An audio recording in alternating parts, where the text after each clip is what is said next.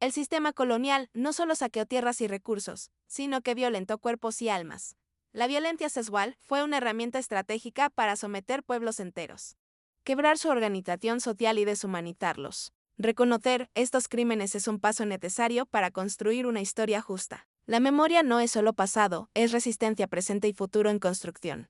Para analizar el tema de las violentaciones a mujeres y niñas, estaré utilizando como fuente al historiador español Esteban Mira Caballos y su libro Imperialismo y Poder, donde nos menciona, entre otros casos, el de Nuño Beltrán de Guzmán. El capítulo 10 examina cómo la violencia sexual, incluidas violaciones y pederastía, fue una herramienta sistemática en la conquista de América.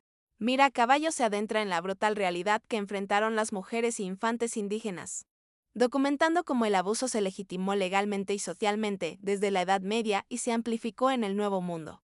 El autor recuerda que, en la Edad Media, la violentación era tolerada, especialmente contra esclavas o musulmanas, y rara vez se sancionaba si la víctima no era cristiana o libre.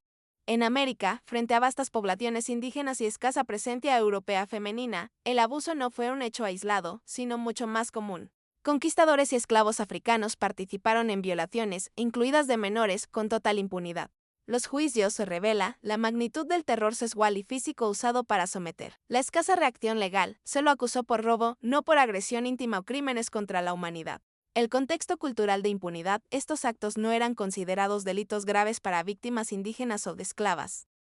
Es por eso que ni Fontaine ni Guzmán fueron castigados proporcionalmente. En el primer caso, hubo una reprimenda moral leve. En el caso de Nuño Beltrán de Guzmán, fue procesado años después, pero por motivos políticos más que éticos. El caso de Nuño Beltrán de Guzmán, gobernador de Nueva Galicia, revela una forma más amplia de violencia, la esclavización sexual sistemática. Guzmán organizó campañas de guerra donde secuestraba, erraba y vendía mujeres y niños indígenas. El fraile Antonio Tello lo acusa de tomar por fuerza y errar muchas mujeres y niños. Y el cacique Francisco Tenamaxtle denunció que Guzmán sacaba de los templos a familias bautizadas y las vendía como esclavas a las Antillas. Aunque los documentos judiciales no describen violaciones específicas, el contexto de esclavitud, separación forzada de familias y sometimiento revela una violencia sexual institucionalizada. En este caso, el cuerpo colectivo indígena fue sometido como recurso económico y como mensaje de terror colonial. La corona española no castigó estas atrocidades por empatía con los pueblos originarios, sino cuando los abusos ponían en riesgo el control del territorio o afectaban intereses de otros colonos. La justicia, cuando llegó, fue tibia, destierros, multas o simples advertencias. La mayoría de los abusadores murieron libres, enriquecidos y con tierras.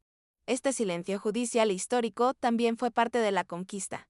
Se construyó una memoria nacional hispanista que glorificó a los conquistadores y enterró el dolor de los pueblos violentados.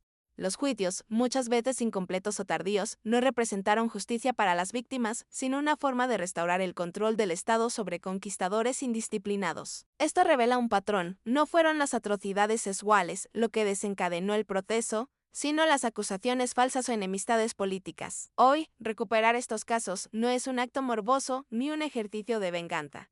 Es un acto de justicia histórica.